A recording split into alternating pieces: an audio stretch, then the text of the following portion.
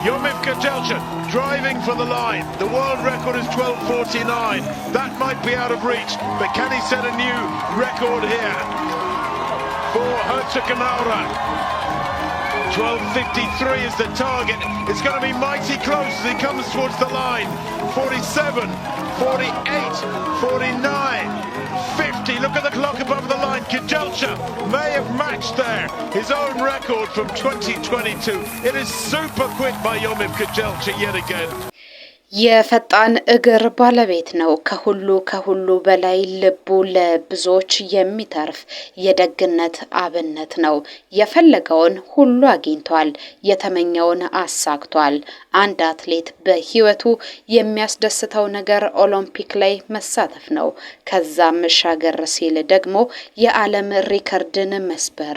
ይሄ ሁሉ ለእሱ ተችሎታል። ገና በልጅነቱ በብርቱ ተፈትኗል። ሲሮጥ የአበበ ቢቂላን የኃይሌ ገብረስላሴን የቀነኒሳ በቀለ መንፈስን ይዞ የሚሮጥ ይመስላል። በለንደን ጎዳናዎች ላይ በረጃጅም ቅልጥሞቹ ሮጦ የመጨረሻውን መስመር ሲደርስ ደስታው ቁርጠኝነቱ ፊቱ ላይ ይነበብ ነበር። የኢትዮጵያውያንን ልብ በደስታ ያሞቀ ነው። በኦሎምፒክ ያኮራን ነው።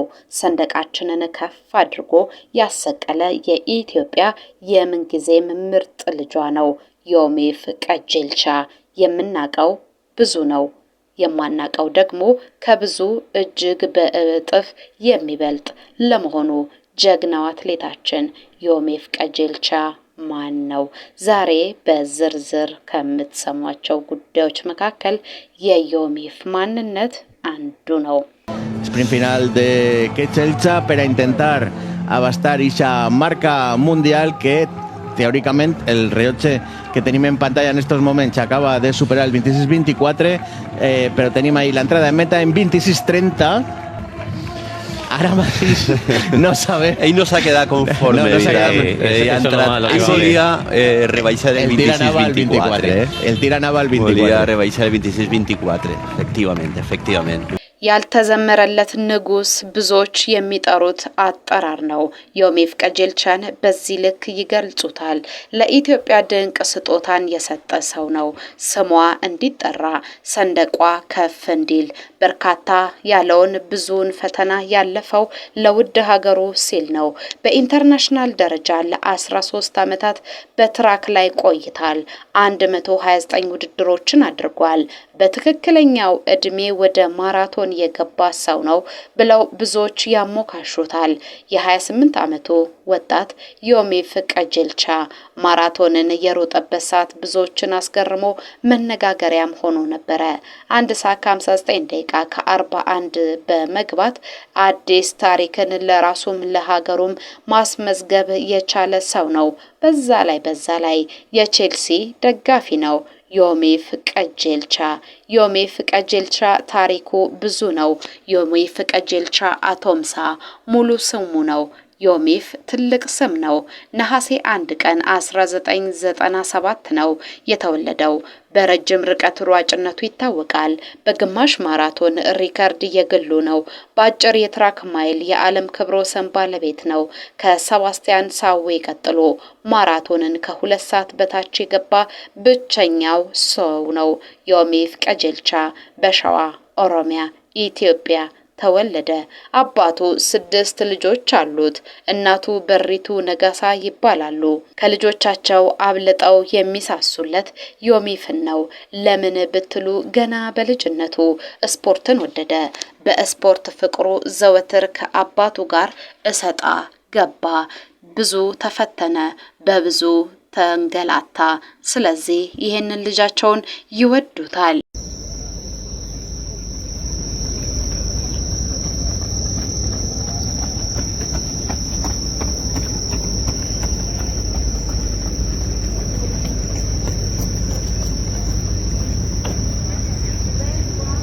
ዮሚፍ ከአትሌቲክስ ስፖርት ጋር የተዋወቀው ገና በልጅነቱ ነው። አበበ ድሪብሳ የተባለ ጓደኛው ደግሞ ለሱ እዚህ መድረስ ከፍ ያለውን ቦታ ይወስዳል። ዮሚፍ ከአባቱ ፍላጎት ውጪ በ9ኛ ክፍል ተማሪነቱ ስፖርት ላይ የሙጥኝ አለ። ይባስ ብሎ ትምህርቱን አቋረጠ። ተለመነ፣ ተጠየቀ። ብዙዎች ተው ተማር፣ ተው ፊደልን ተከተል አሉት። እርሱ ግን እግሩ ወዳመራው ተፈተለከ፣ ሮጠ። እደርስበታለሁ ካለው ቦታ ላይ ለመድረስ ግን ዓመታትን ፈጀበት። ትምህርት ቤት አልተማረም። በዛ ይቆጫል። ግን አባቴ የመከረኝ ነገር ምንድነው ሲል ያሰላስላል። እኔ ትልቅ ሰው እንደሆን ይፈልጋል። እኔ ከፍ ያለ ደረጃ ላይ እንድደርስ ይፈልጋል። የተከተልኩት መንገድ አትሌቲክስ ነው። ሯጭ መሆን አለብኝ።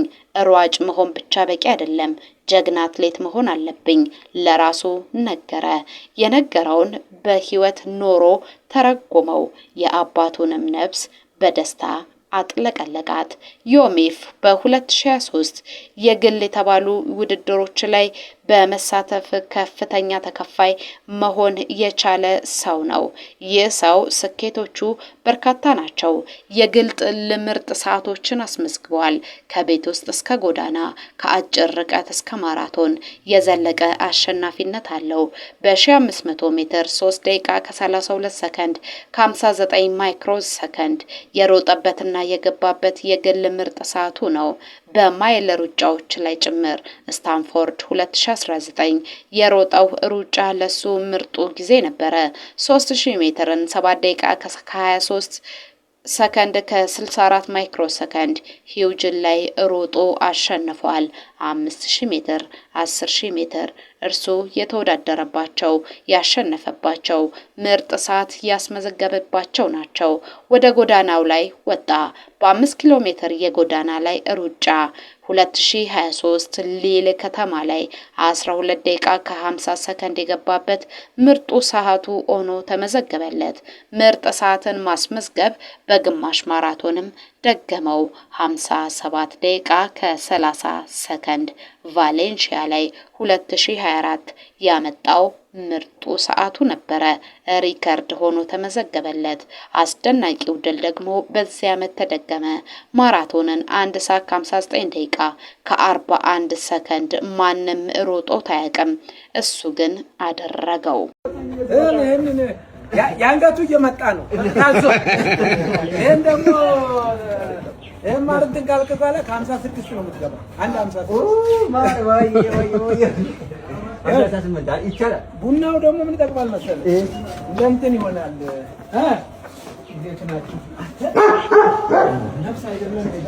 ዮሚፍ ቀጀልቻ ውድ ሀገሩን ኢትዮጵያን ወክሎ ትልቅ ውድድሮችን መወዳደር ችሏል። የዓለም ሻምፒዮና ዶሃ ላይ 2019 በ10000 ሜትር ሮጠ አሸነፈ። 2025 ቶኪዮ በ10000 ሜትር የተወዳደረበት ውድድር ነው። የዓለም የቤት ውስጥ ሻምፒዮና ፖርትላንድ ላይ በ2016 በ3000 ሜትር አሸናፊ ሆነ። 2018 በርሚንግሃም ላይ በ3000 ሜትር ሀገሩን መወከል ቻለ። የዓለም የጎዳና ላይ ሩጫዎች ላይ አሸናፊ መሆን የቻለው 2023 ሪጋ ላይ ነው። በዳይመንድ ሊግ በ2015 በ5000 ሜትር ተካፍሎ የውድድሩን የበላይነት ወሰደ። የዓለም የማራቶን ውድድሮቹን እንመልከት። 2026 ማራቶንን ለንደን ላይ ሮጠ አሸነፈ። የዓለም የወጣቶች ሻምፒዮናው ላይ 2014 ሂውጅን በ5000 ሜትር ተሳትፈዋል።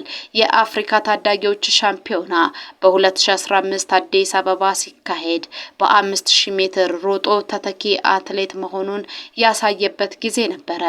የወጣቶች ኦሎምፒክ ጨዋታ ላይ 2014 ናንጂንግ ላይ ተካፍሎ በ3000 ሜትር ድንቅ አትሌት መሆኑን ያስቻለ ሰው ነው። ዮሚፍ በ2019 በዓለም አትሌቲክስ ሻምፒዮና በ10000 ሜትር የብር ሜዳሊያ ያለው። በ2016 እና በ2018 የቤት ውስጥ ሻምፒዮና በ3000 ሜትር የወርቅ ሜዳሊያዎችን አሸንፈዋል። የ2013 የዓለም የወጣቶች ሻምፒዮና በ3000 ሜትር ሮጠ የወርቅ ሜዳሊያውን አገኘ።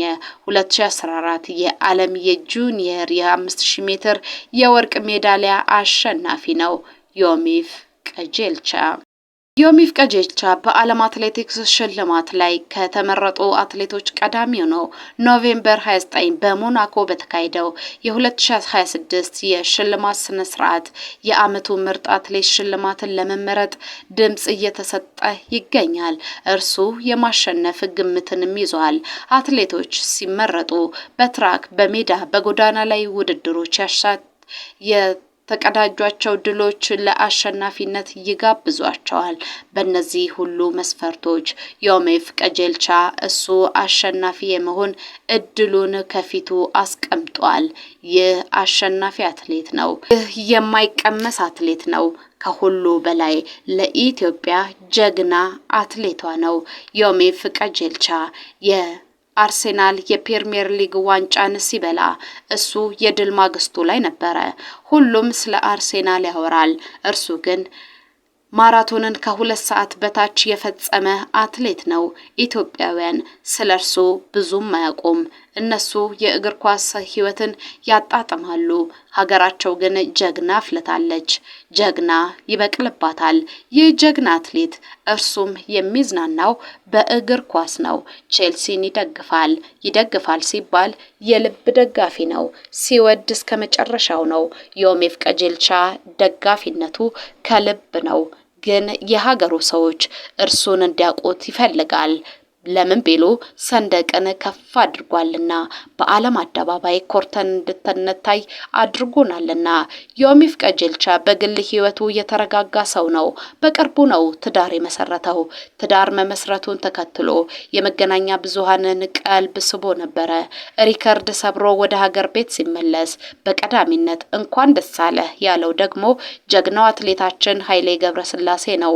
ሚስቱን መከራት፣ ሰላም ስጭው፣ እረፍት ስጭው። አትሌት ከምግብ በላይ ሰላም ይፈልጋል። አትሌት መረጋጋትን ይፈልጋል። ይሄንን አድርጊለት፣ ባለቤትሽ ጀግና ነው፣ ባለቤትሽ አሸናፊ ነው ብለዋት ነበረ። ነገር መናገር ፈልጋለሽ። በስፖርት ማወቅ ያለብሽ ነገር ነው። ስፖርት እስኖት አባውት ምግብ ማብላት ለዮሚፍ ኩክ ማድረግ አይደለም። ዮሚፍን ሰላም የሚሰጡ በምን እንደሆነ ታውቂያለሽ? ሲያርፍ እንዲህ ነው ሰው ይረብሸዋል። አንድ ኦብስታክል የሆኑ ነገሮች ይረብሹታል። ያንዳንዱ ነገር እየተከታተልሽ ምግብ የታባቱ የፈለገው ጋር ሄዶ ይዛል። ምንም ችግር የለም። ምግብ አይደለም እና እረፍት ያስፈልገዋል። እረፍት የሚባለው አይምሮ ማረፍ አለበት። በስፖርት ውስጥ አይምሮ ካላረፈ የፈለገውና ኒውትሪሽን የፈለገው ነገር ሊዘጋጅለት ማለት ነው። ይህ የአሸናፊነቱ ጉዳይ የታየው ለኃይሌ ገብረስላሴ ቀደም ብሎ ነው። ገና ሩጫን በጀመረባቸው ጊዜያት በዓለም አደባባይ ጎልተህ የምትታይ አትሌት ትሆናለህ ብሎኝ ነበር አለ ዮሚፍ ቀጀልቻ። ወደ ማራቶኑ በመጣበት ጊዜ ደግሞ አንተ አቅም ያለ አሸናፊ አትሌት ነህ ብሎት ነበረ። ቃሉ በእውነት ተገልጧል። ኃይሌ የተመኘለትን ህልም ዮሚፍ ቀጀልቻ መኖር ጀምሯል። አሁን በዓለም ላይ ፈጣኑ አትሌት ነው። የኢትዮጵያ ሪከርድ በእጁ ጨብጧል። የዓለም ሁለቱ ፈጣን አትሌቶች ከምስራቅ አፍሪካ ብቅ ብለዋል። አንዱ ከኬንያ፣ አንዱ ከኢትዮጵያ። የኢትዮጵያው ማን ነው ካላችሁ መልሱ ዮሚፍ ቀጀልቻ ነው። ዮሚፍ አሸናፊ ነው። ዮሚፍ ጀግና ነው። ዮሚፍ ገና የኩራታችን ምንጭ ነው። ጀግናው ዮሚፍ በሉ። እኛ በቃን።